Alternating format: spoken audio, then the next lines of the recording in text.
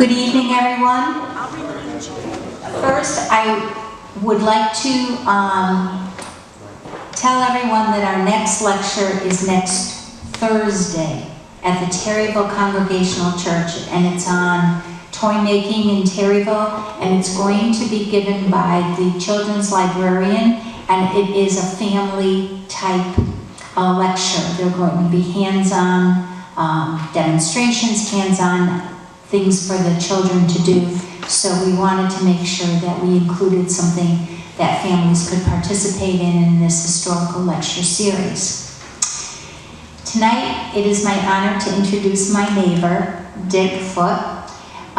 When the idea for this series started, Matt and Dick came over to my house and sorted it all through as far as what topics they wanted to go over and how they wanted the lecture series to progress.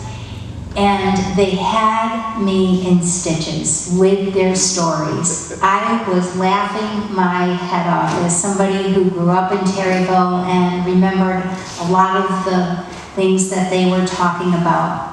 What also made me marveled is I go upstairs and I can't remember why I went upstairs. And these two remember that this one was the sister-in-law of that one's aunt. I can't keep track of all my nieces and nephews. And the way that they have embraced the history of this town is just incredible. The other piece that I want to just remind everyone is, we've been through 4 lectures so far, and this community has such a wonderful history, and we have accomplished so many incredible inventions and manufacturing and all kinds of firsts were in this community that most of our citizens don't know about. And it has been for me a wonderful trip into our history, and I have appreciated what we have so much more, and I hope you all have too. And so now, without further ado, I'd like to introduce a teacher, a historian, and an incredible man that we are so lucky to have in this community, Dick Foote.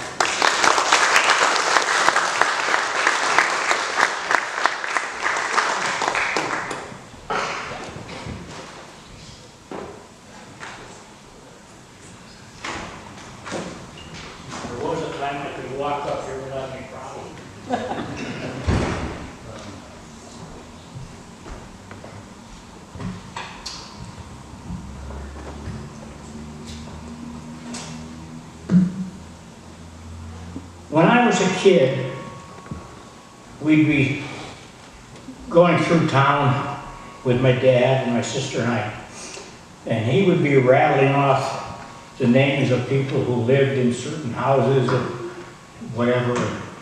How the heck did he know all these people? And I'm 35 years older now than he was then, so I guess I've accumulated a little bit more. But anyway, we're going to start at the Bristol line, and we're our way west. I'm not going to get all the way to Plymouth, I can tell you that right now. I only have 45 minutes, which is, for me, it's pretty hard to do.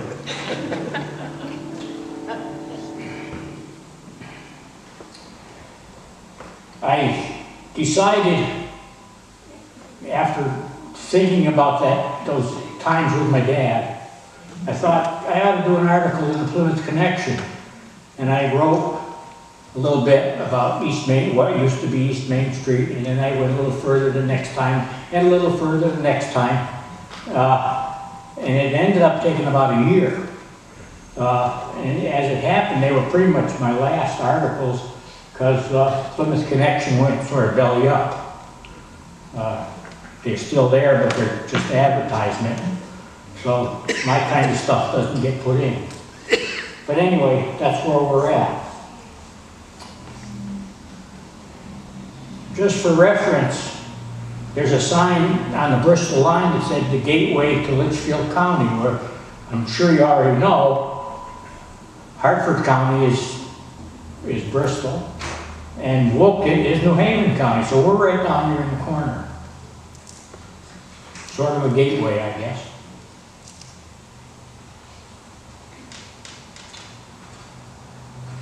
The road was paved in concrete in 1926 or 27,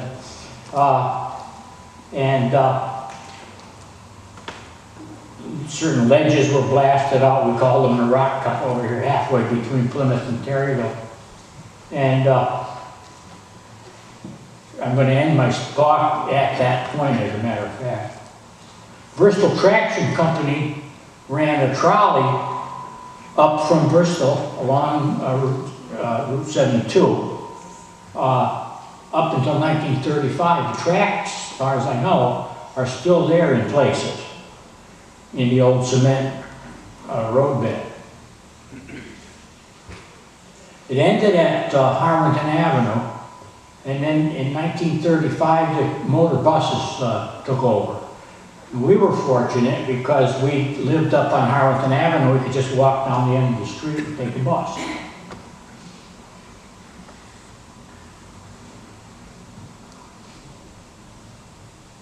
Some businesses that were located where I'm starting, when that was called East Main Street, was the Terry House. Now it had become the later Lucky Cup, and who knows what's going to happen to that. Jay's Motel. Joe Jay was our biology teacher at Terryville High School 100 years ago.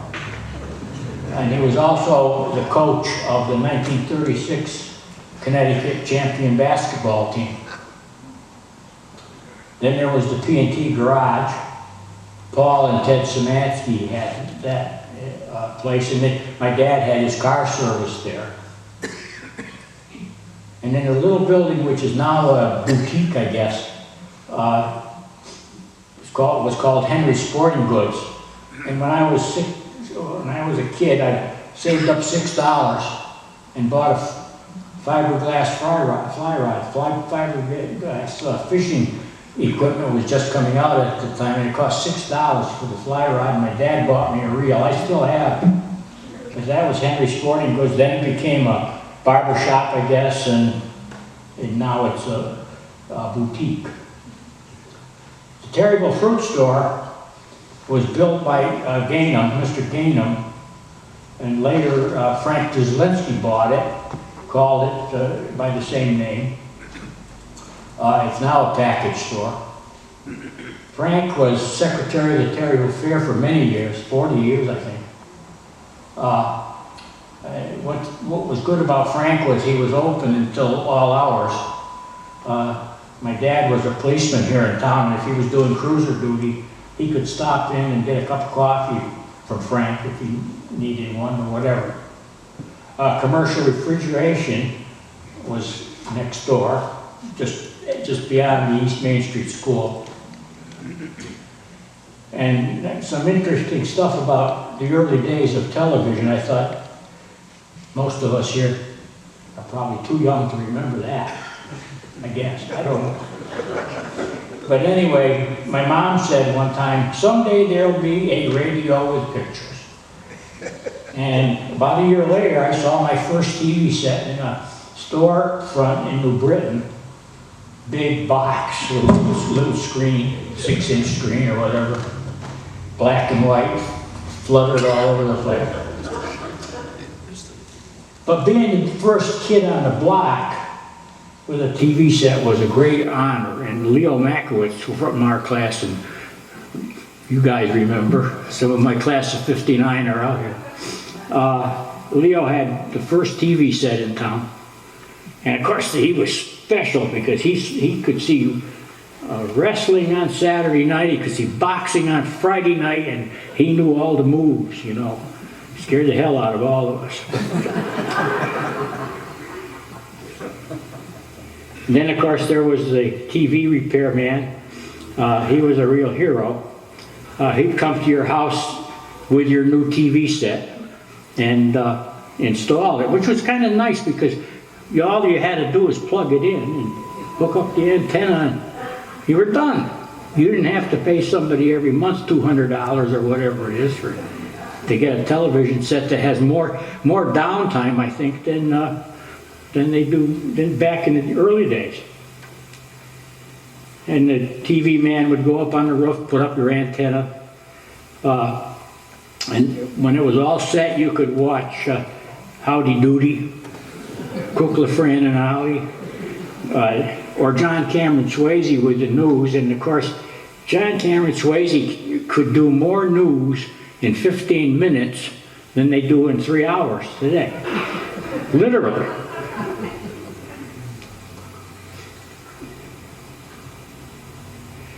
You could buy your TV set from several places. Central Auto down in the submarine section.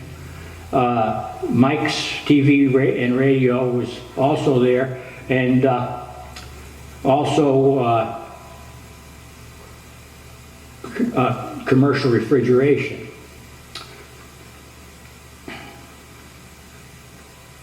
It was interesting. I was going over some minutes of the early days of Terryville Fish and Game Club, and one night they closed early. They said, we want to go home to watch TV, to watch Sandy Sadler on TV fight on Friday night, Saturday, whatever it was. And I said to myself, they didn't go home to watch TV because most of them didn't have one. They went to Mac's Grill, or they went to the Austin House, or one of the bars in town.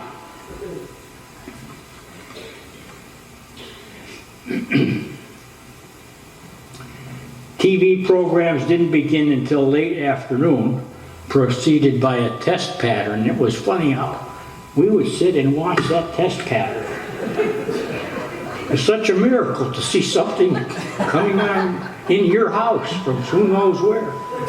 We'd watch that stupid test pattern until, whatever, 4 or 5 o'clock in the afternoon, and then the programming started. And of course it was all over with by 11 o'clock or 12 o'clock at night, and then you'd have the national anthem and they're gone.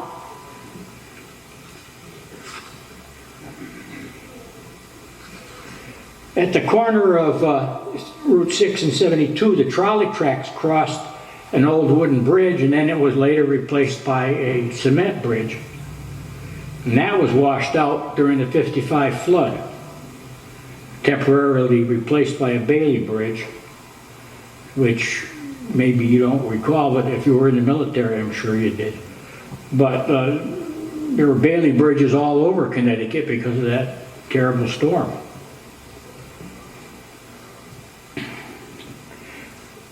And that whole section of town was underwater for quite a long time. One thing I made a note of on here was Burnham Pond was right there. There was an actual pond where the post office is and the daycare center. That was a pond. And that was all filled in. But it's still low and it still gets wet, as you know. I think that's why they moved the outside mailbox up higher on higher ground. I wondered why at first, and I realized at one time we had a heavy rainstorm and it was the mailbox itself was underwater, so that's why they did it, I guess. Then there's the Mayfair Theater next door to Chapman Machine Company, which is now Grella Well Drilling, and that was often the victim of high water, sometimes losing the first few rows of seats. Rats would frequently run across your feet as you watched the show. No wonder this area was called the submarine. Movies were cheap, and you went to see you would see a double feature, plus cartoons, some short subjects at each night, and there was usually a newsreel between shows as well. And during the war years, the American flag was projected on the screen and everybody stood to sing the national anthem. As a promotional gimmick, the theater would offer a free coffee cup or dinner plate or something like that each week. That way, if you showed up every week, you could build up a complete set of dishes. Of course, popcorn and candy were also available. Imagine the rats having coming up with after the theater was over. In the blocks that followed on the south side of Main Street were several businesses. Mac's Grill, Central Auto, Gerard's Restaurant was famous even in Maine, I understand. Ted's Barber Shop and Mazzanti's Restaurant, which is now a Chinese takeout place. Terryville Bakery was also right in that stretch. They had the best dinner rolls around. And when the Lions Club had its dinner meetings at the Austin House, they were always on the menu. I had a guest speaker one time, it was my doctor when I had cancer 48 years ago. And he said, he came to speak to us one night and he just loved the rolls. He said, I'd rather have them than anything else. But the jelly donuts were great. And they were greasy enough so that when you put them in the bag, not long after, you could see each donut inside the bag. Story was, and I don't know if it's true or not, but the story was that my dad would buy a half a dozen donuts. He was working at Eagle Lock at the time. And he would bring a half a dozen home and give one to his sister, Dorothy, and he'd eat the rest. I don't know whether he did or not. I know I would.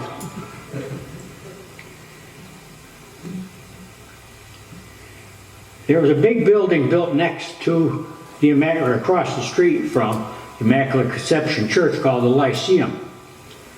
But apparently, due to lack of funding, it had to be sold. It was purchased by Mr. Harry Simon and his brother around 1924 and became the Terryville Furniture Store. And they advertised themselves as the city store in the country. I understand that Harry and his brother started out in business walking up from Waterbury with a chair strapped to their back and were selling here in town. My grandmother was one of his early customers.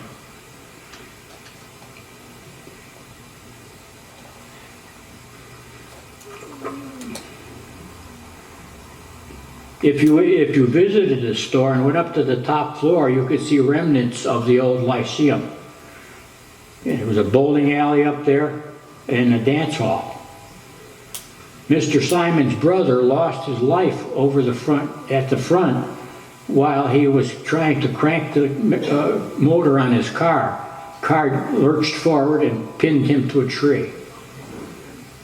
But Harry was a great businessman who was well known throughout the area. When I started working in Watertown, all the other teachers said, "Oh, you're from Terryville, you know, the Terryville Furniture Store." Of course I did. But Harry gave a discount to school teachers at the time. After the fire at the Terryville Congregational Church in 1967, Harry Simon called our office the next day and said, "I'm sending a check for $5,000 because," he said, "I missed the clock." He would set his watch by our clock every day on the way to work because he came from Waterbury. And then ultimately he donated all of the furnishings for our Sunday school nursery. I have a little thing about Mazzanti's, but that's kind of a funny story. I'll tell that in 2 weeks. So you gotta come back. Pelcher's Pharmacy was where the Eagle's Nest restaurant is now. Jack and Walter Pelcher were natives of Collinsville, my mom's hometown. And they came to Terryville and opened their Rexall drugstore. It had a granite top soda counter. They sold magazines and had medicinal purposes whiskey and gave personal service. My Dr. Mark Coral had his office upstairs in those days. Some of the regulars, people that worked there were Joe Morosky, that's Timmy's dad, and Joe Janik, both worked for Jack and Walt. They were fixtures whenever you visited the store. Then there's Scott's Funeral Home. Probably the longest running family-owned business in town since 1906. George Scott started it all. His son Merle followed suit, and then his son Ken, and now Jeff and Fran. We've all had personal relationships, most of us, with them in that for a long period of time. They do much better than other much larger funeral services. George Scott had kind of a funny way of talking. He talked out of the side of his mouth. And my uncle Del Mitchell was a pallbearer at St. Casimir's Church back in the 30s, I guess, maybe 40s. And one of the pallbearers, we were all standing at the back, one of the pallbearers had a bad cough. And George said to him, "If you're going to puke, go outside and puke, don't puke in here."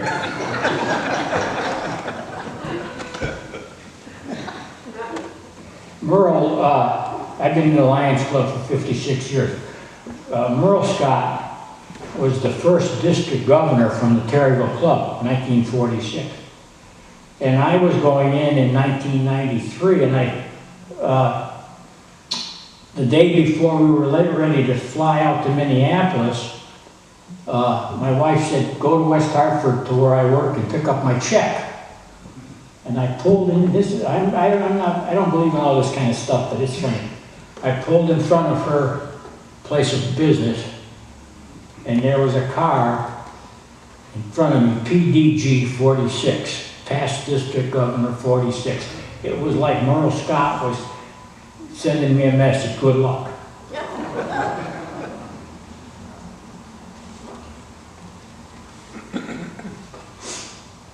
Baldwin Park.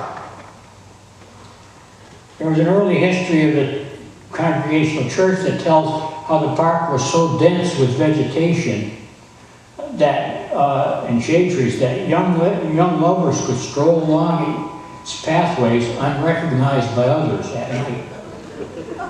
There are still remnants of the cinder walkways that went around the green, and there's also was a fountain. I don't have it with me tonight, but I somewhere have a postcard that shows the fountain.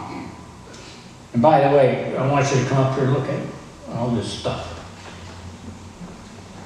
There was a wooden schoolhouse built along Main Street during the late 1800s. It was called the Terryville Institute. I attended kindergarten there in 1945. I didn't stay very long. I had rheumatic fever and I had to leave. I was slapped silly too because I was a left-handed person. And I guess in those days they said if you're a lefty, there's something wrong with you. And they probably were right. I don't know.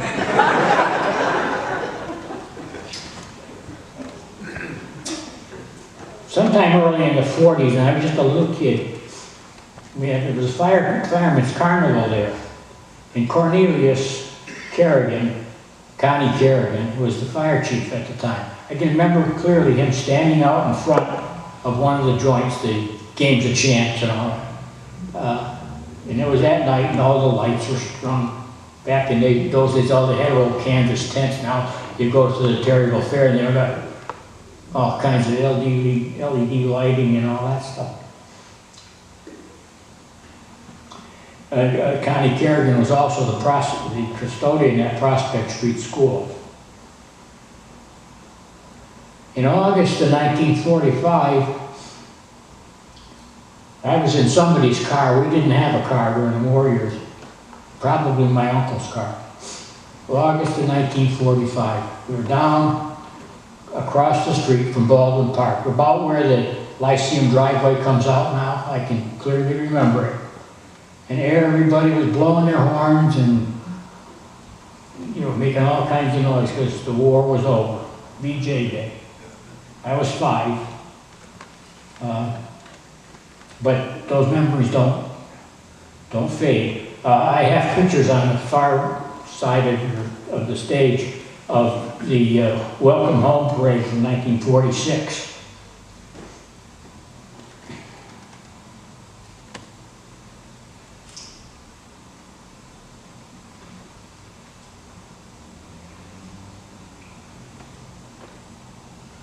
I can remember walking around the park at night during the carnival where you could buy colored blocks of caramel corn wrapped in cellophane. Or you could get a majorette's baton, which was a dowel with a knob on the top, and that knob was dipped in glue probably, and then glitter all over it, and had lanyards sticking around it, and it came in bright colors and that. I don't know if we won it or we had to buy it, I don't remember. But clear memories anyway.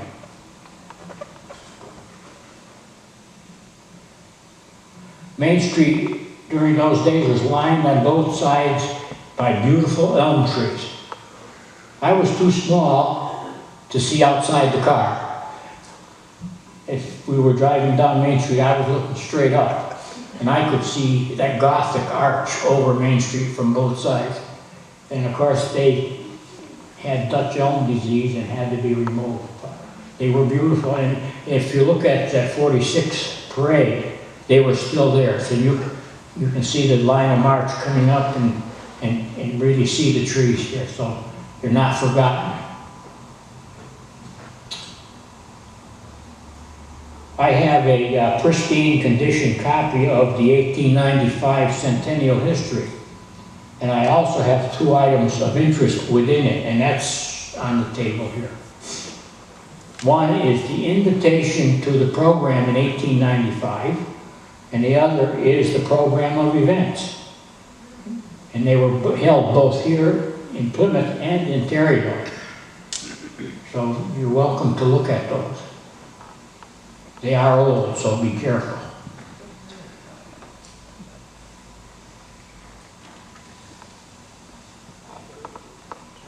In 1953 or thereabouts, the town honored servicemen from the Korean War, and they placed that large stone on the green, which you can see. It's right near where the Lions Club puts the Santa Claus display.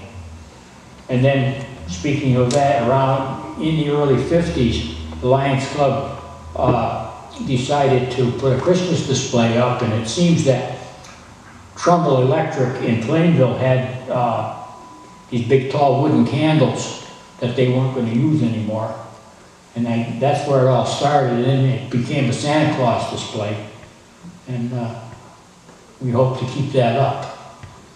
We do have a little trouble sometimes if the ground is too wet. We can't take it down until April, but if we leave it long enough, it'll be good for the next year.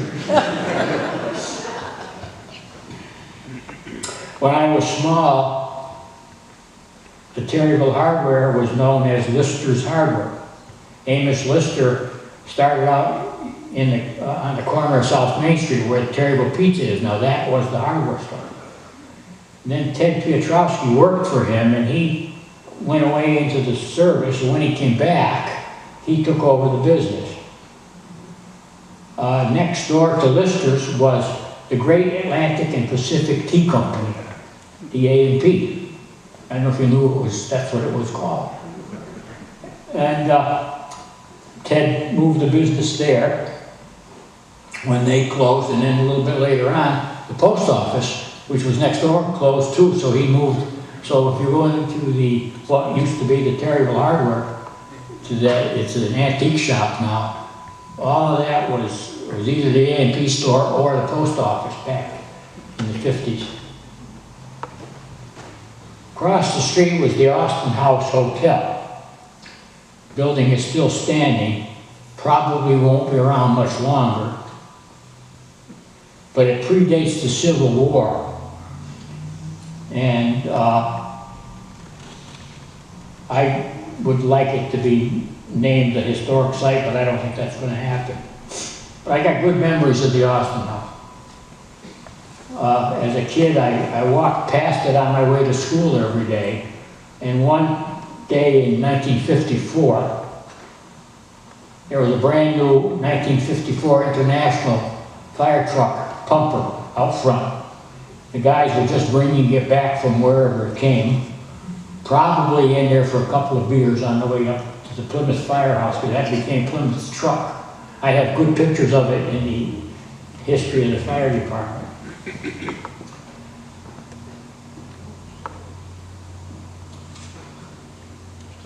When I joined the Lions Club in 1965, I was told by my fellow members, go in the front door. We know you're going to the bar, but go in the front door, because you're a lion. Good advice. Fred and Helen Wisniewski, of course Fred was the fire chief for a while, they owned the business. We were always treated like kings, especially when Helen planned a Polish night or Fred cooked steaks on the grill for our final meetings in June.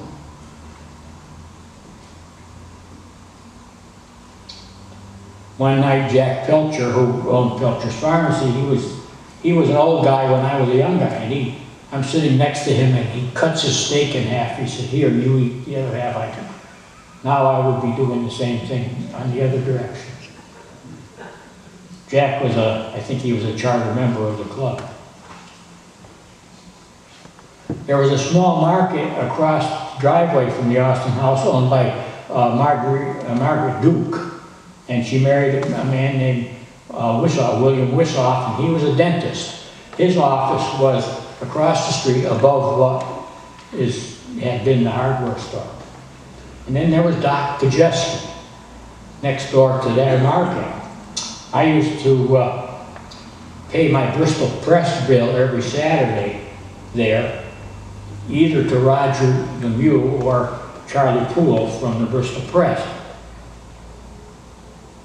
One day, Roger predicted, there was a murder case in Bristol. It was called the Kenosh case. Somebody down in Floresville murdered somebody, and Roger says to me, I predict that the Kenosh case will be settled in 2 weeks. I don't know if it ever was, but every time I ever saw Roger, right up until he died, I'd always say, how about that Kenosh case? Eagle Art Company is a story in itself. And here's some memories. Just about everybody in town either worked there or had family members who did. Their late 1800s catalog was as big as a Sears catalog, if you remember those. They not only made padlocks and cabinet locks, but they also turned out screws and other door hardware. Stories were told by World War II servicemen that they'd be out in the Pacific someplace and they felt like they're back home. They would find padlocks or door locks from Terryville, Connecticut. Eagle Lock.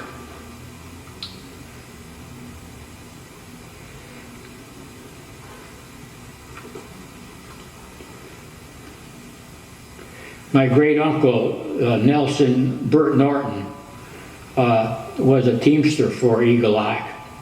And they lived in a little house where Agnew Avenue makes the sharp turn. You would, if you started in at the Thompson Bank, you would run right straight into it. And they lived right next to their horse and wagon sheds.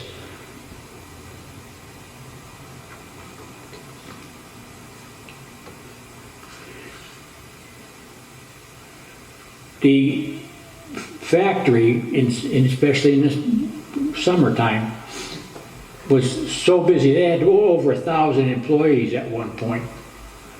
In the summertime, when the windows were all open, you could hear the spindles turning and the presses going and bang, bang, bang and all that. And today, in that neighborhood, what do you hear? Do you want fries with that?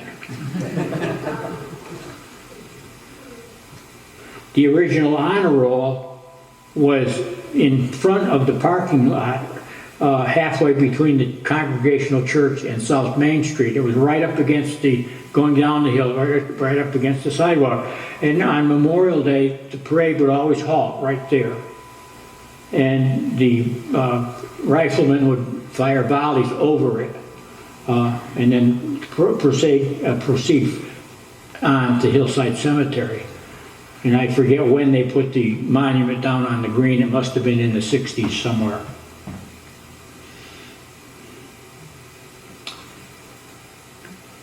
Terryville Trust Company, for many years, was an anchor for the center of town, and I call that the center. Anything from Prospect Street down to South Main, that's really the center of the town, to my way. There was a solid feel about the town hall, the bank, the library, the Congregational Church, all in that one spot. Every Friday night, the bank was open. My dad did police duty there. It was just, everything was so much simpler then. One of the bank's founders and president was Luther Potter. Yes, we actually had a Mr. Potter. I can remember walking to school, and he lived on North Main, and he'd be coming up the hill to the bank, and in the warm months he would be wearing a straw skimmer. But that was Mr. Potter. And in the old town hall was originally the Eagle Eye office. It had spaces for selectmen, tax collector, the assessors, etc.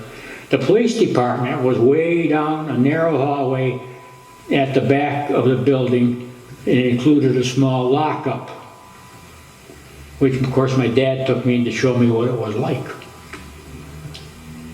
There was a courtroom in the back, right by the lockup, where the offenders were tried every Tuesday night by a local judge. We didn't have circuit courts then. One of the judges was C.I. Allen, one of the big names in town. I was told that by Matt's grandfather, Vinnie Malley, that C.I. would say, "Well, you must be guilty or you wouldn't be here."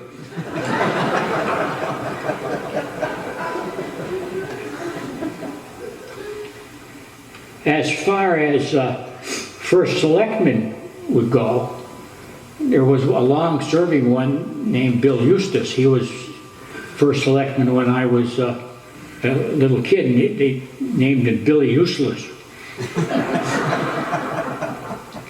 During the mid-30s, when the federal government offered to pay for either a new high school or a Main Street sewer line, they were going to put T's at every street.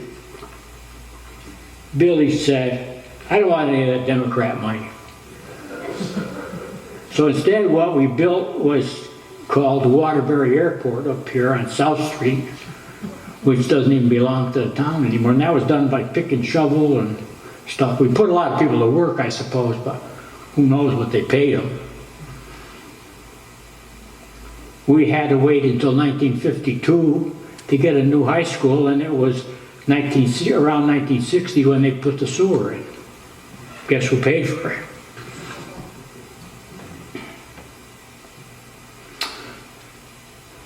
Back across the street is the Congregational Church, which was organized in 1838 and destroyed by fire in '67.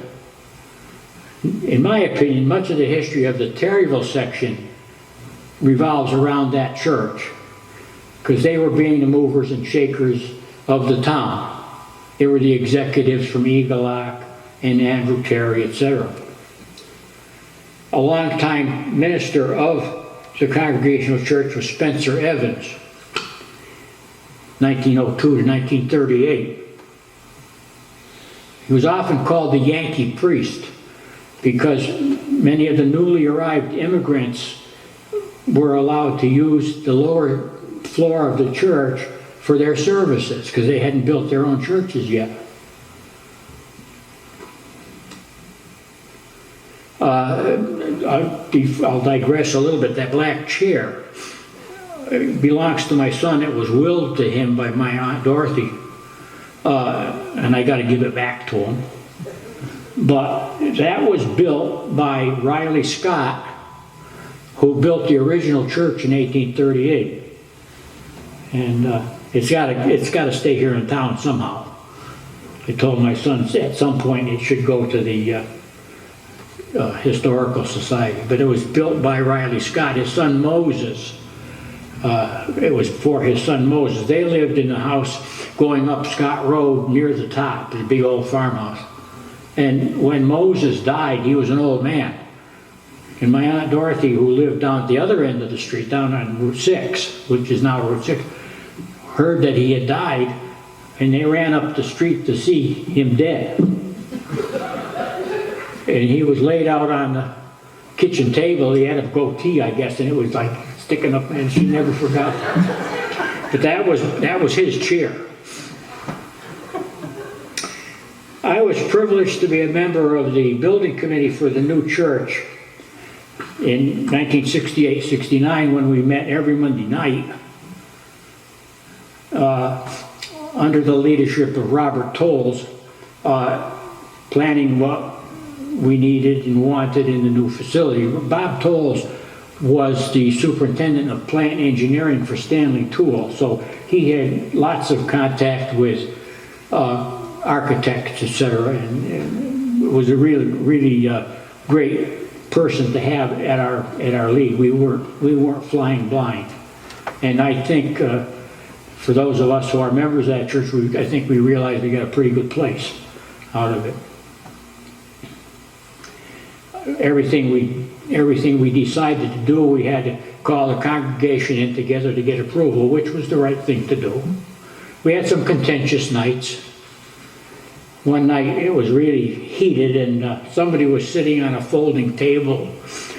We were meeting downstairs in the Immaculate Conception Church, I think, at the time, for that particular meeting. Somebody was sitting on a folding table and the thing collapsed, and it sounded like a gun went off. A little scary. But anyway, we got through it, and in October of '69 we opened it up.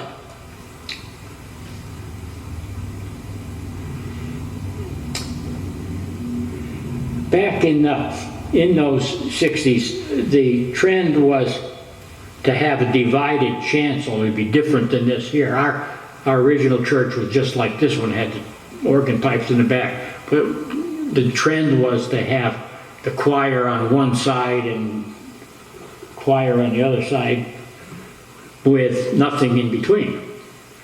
And I said one night, I said, we're going to be looking at a blank wall. So I said to the architect, how about one of those nice Palladian windows? He said, you mean like this? And he sketched it out. So I'll take credit for that window.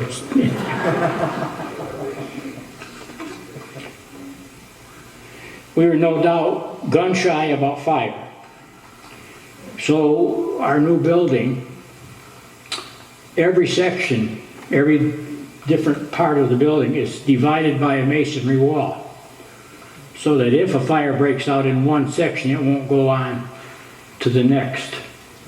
Or it would be much more difficult. Firemen get there in time, they would have it knocked down probably.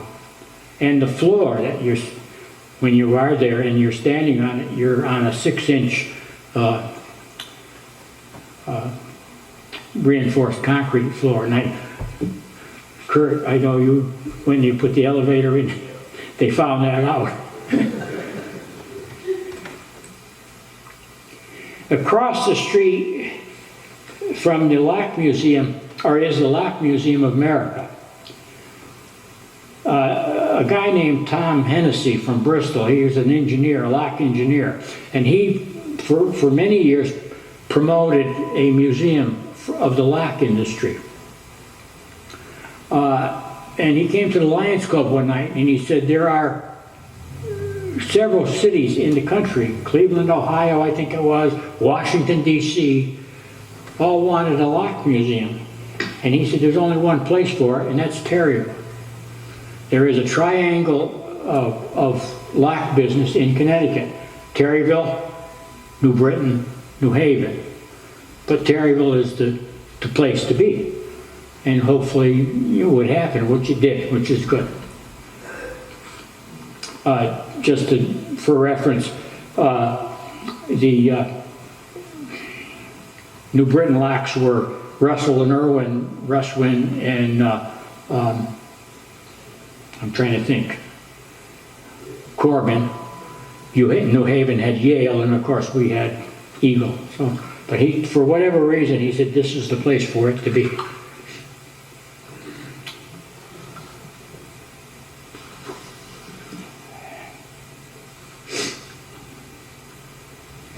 I got a call one night from Howard Russell, who at that time was president of the Terryville Trust. He was on the building committee for the Lock Museum, and he knew I worked for Scarrett Lumber in Bristol, and he said, do you know any carpenter that would be good and honest and all that? And I gave him a name of Adolph Marin, and Adolph did build it. Which was, I was happy that they took my advice. There are people who think it's kind of ugly, and the mansard roof, you know, doesn't really fit the architecture of the area, but mansard roofs were kind of the style in those days.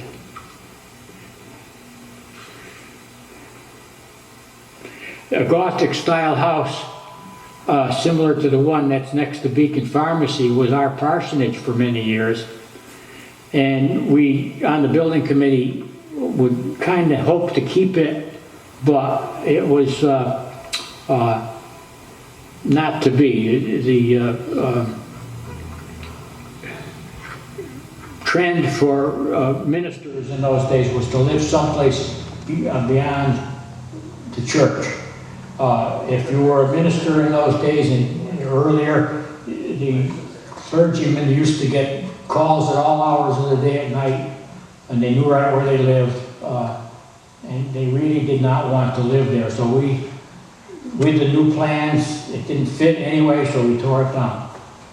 But it was an old house, and good things have to go sometimes. What is now the American Legion Hall was a private residence, and around 1949, Gus Funk from Bristol thought he could open up a funeral home in Terryville and compete with Scott. As far as I know, there was only one funeral out of that place, and it was the previous owner. Now it's the American Legion. Going up to the Waterwheel area, which is where the old Terry Clock Company was, also that same building was part of the Lewis and McKee Company, which later became Eagle Lock. There's some very good pictures of that old factory in the town hall.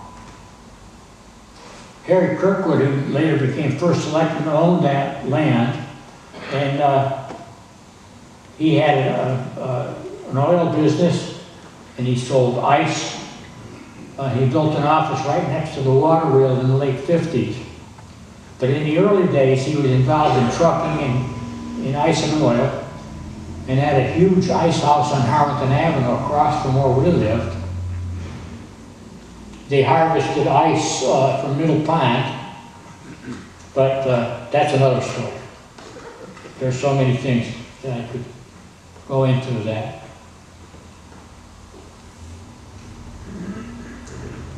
That building became, he had a John Deere dealership, and then when he got out of that business, Art Brower had a metal stamping business there for many years.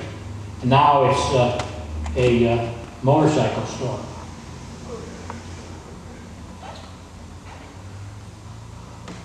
The wooden building where MGB Tire is now was originally owned by Art Kamens, better known as Snick Kamens, and he had a service station there for many years.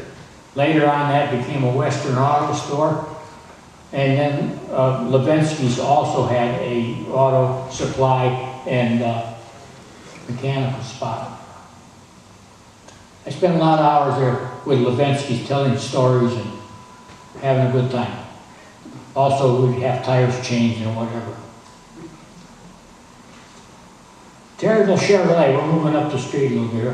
Terryville Chevrolet opened up around 20 years ago, and my very first articles that I wrote for Plymouth Connection had to do with that. There was a full-page ad, and they said, Terryville Chevrolet has been here since 19 whatever. And I said, wait a minute. Harry Atwood started this business in 1924 called Atwood Motors. And so I wrote a whole article about it, and a man named Gene Danis, who lived with the Atwoods, evidently took over the business around in the 60s. Harry Atwood died in 1954. My dad bought a car from Gene in 1950 while it was still Atwood Motors.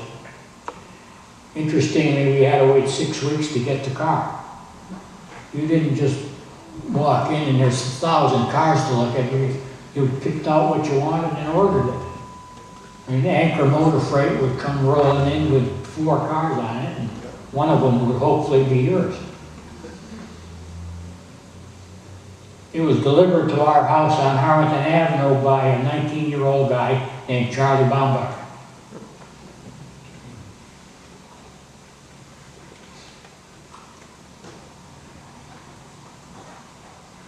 That corner had a shingle-covered house, which was a tea room at one time. And then when I went to school, I went to school with the Piotrowski kids. That's Ted's brother, John. And they had been a tea room. Their living room was huge. And apparently it was like a little restaurant, but long before my time. And next to that, right on the corner, was an empty lot, full of weeds and brush. And my sister and I used to walk through there in a little path on our way to school. Then in 1948, Eddie Plymouth decided to build a dairy operation. Had an ice cream bar and restaurant. We couldn't wait to get our first ice cream cone from Eddie Plymouth. And now that's all gone.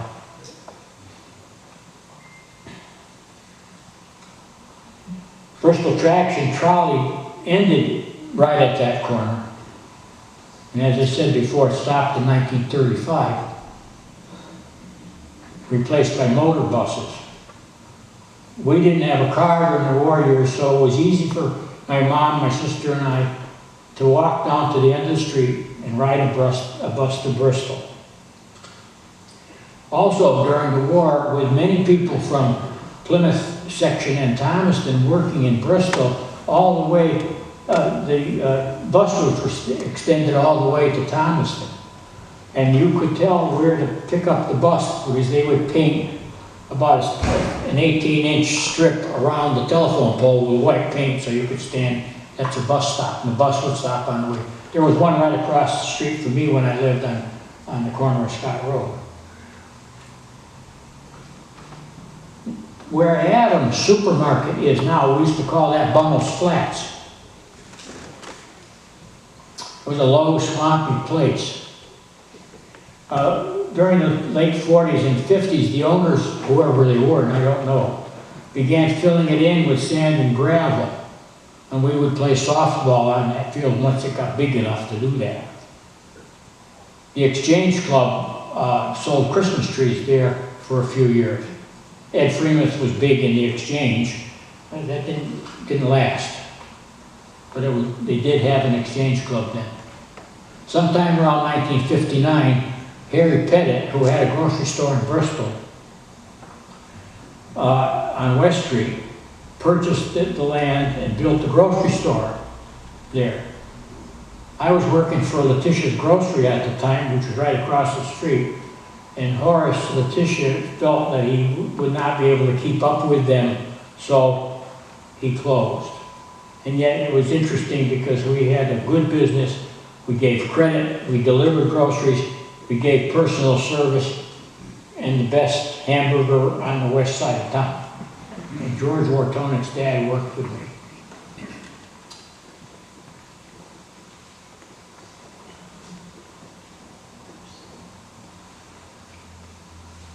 The old building, which still stands, was once a saloon and a feed store, and became a grocery store when Andrew Letitia opened it in sometime around 1920. It was truly a corner store.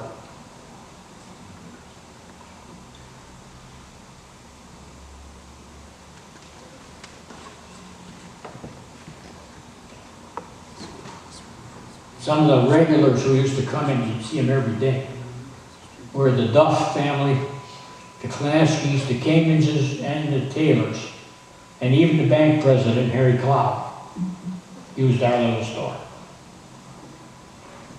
Back down Main Street a little bit, where the Advanced Auto Supply is, was a small service station owned by Phil Hageman. Phil sold Crosley cars there during the late 40s. They were tiny little cars. They sold for $1,000 brand new. My first deliveries for Letitia's were in a Crosley station wagon.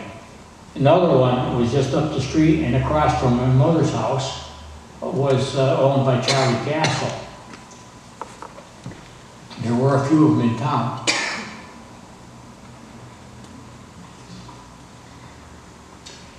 I'm going to skip right up to the top of McKee's Hill. That's McKee's Hill, by the way, in case you didn't know.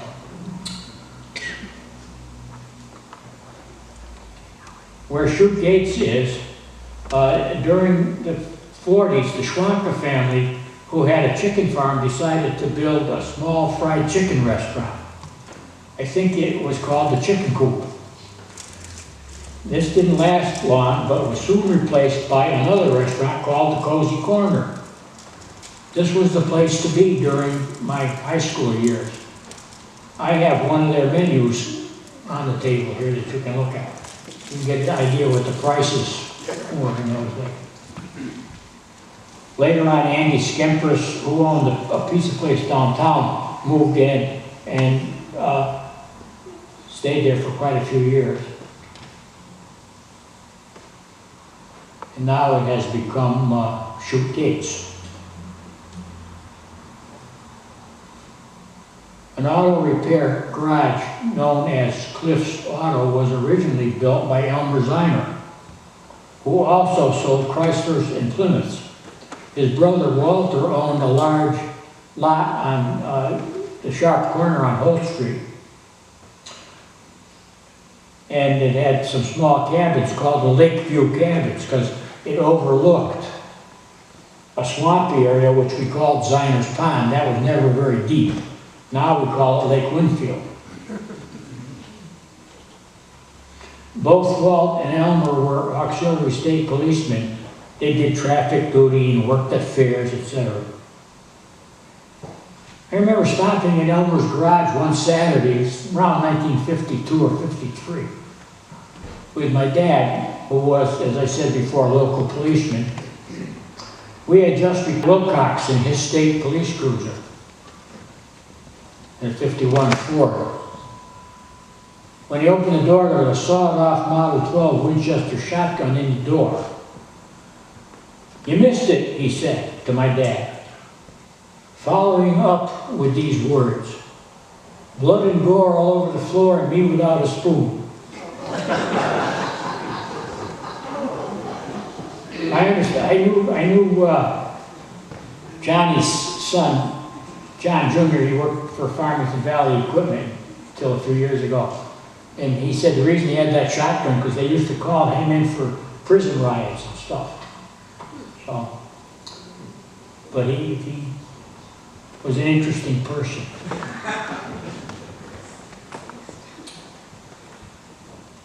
The house where Wallenberg school buses are kept was owned by a lady named Myra Dennison.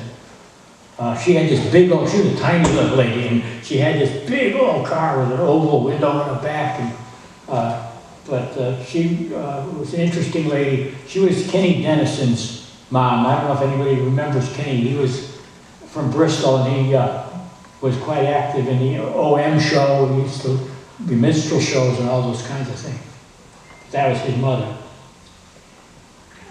Across the street is Willie Latman's house. Of course, they're both gone now. He met Elsie when he was working in the 1920s paving the highway. He worked for Lane Construction. And then back across the street again was John Chahosky. Had built a small little building, and he had a business where he tied wreaths and sold flowers and stuff. But it was wet there, and he didn't really fill it all that well. You could drive in and out, but it wasn't really good. But they used to, and I lived right there, just up the street from there, and then you could see holes drilled in the cement. The state would pump mud into those holes to get the road built back up when it would be washed out underneath. So where the West Petron built the package store back in the early 70s, and it's now Hilltop Restaurant, and so that was really wet. They had to fill that in.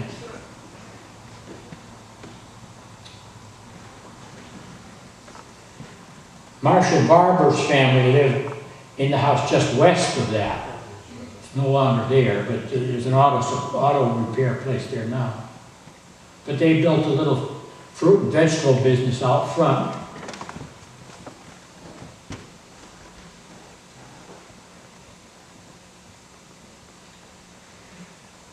The area at the corner of Scott Road was sometimes called Footville. And my grandparents lived in an old house on the west side of Scott Road. And that's now gone. My uncle built a house right across the street from it, and the house I lived in was built in 1943 by my Uncle Del Mitchell. That was my grandfather's garden before that. Interesting story about that particular lot was my grandmother was asked by the Lane Construction Company if they could build a bunkhouse on her property for the Spanish laborers that were working on the highway. And right up until the end of the time I lived at that property, there was a little marked off area where you could see where the foundation was. One night they had a fight there and somebody got knifed, and then a barn which is no longer there. There's a big hole where the Davis family lived, which is just down the road. It's across from Webster's junkyard. They dug that big there was a barn there that was built with the lumber from that bunkhouse. That was my Uncle Vernon's house.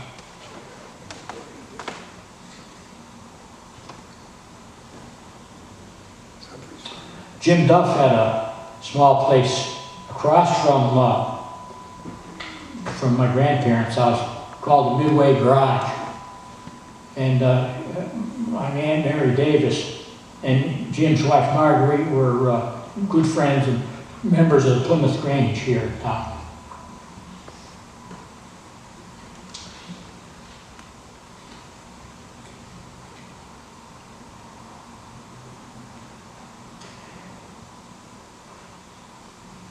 That old highway went behind the first rock cut. If you go past Webster's and you're going through the rock cut, there's a house in behind it. That was the old road. And the old road was still in use when my Uncle Bill heard a commotion. There was a bad accident down there, so he went running down, and he was stepping over bodies in the road.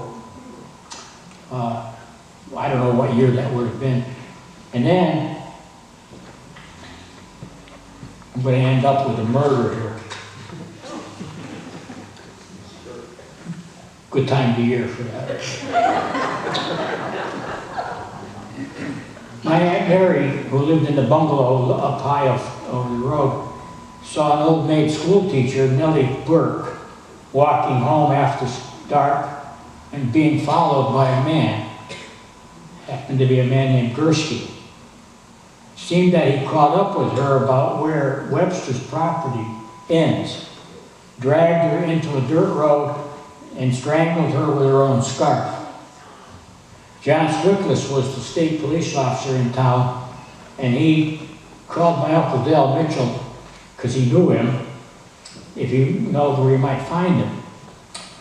So up they went to the Four Corners by the fairgrounds. There was an old school up there, the Town Hill School. And there he was living in that building, and they found him underneath the bed.